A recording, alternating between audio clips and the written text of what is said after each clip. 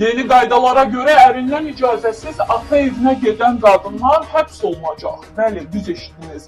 Taliban rəhbərliyi Əfqanistanda qadınları kölələşdirən yeni qaydalar tətbiq edib.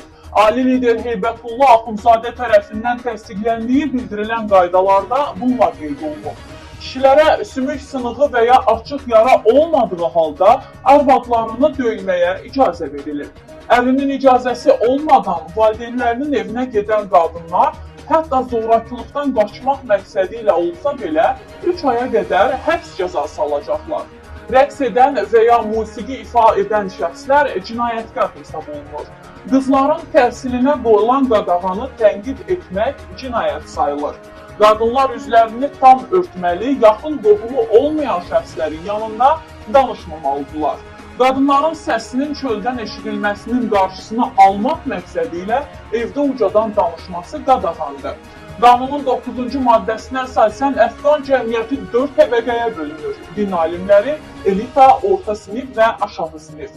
Cinayət törədən din xadimi və ya elita nümayəndəsi xəbərdarlıqla kifayətlənir.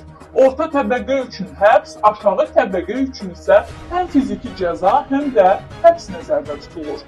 Hənəfi məzhəbinə mənsub olmayan şəxslər bidətçi və ya dindən çıxmış hesab edilir. Və siz bu qaydalar barədə nə düşünürsünüz? Rəylərdə gözləyirik.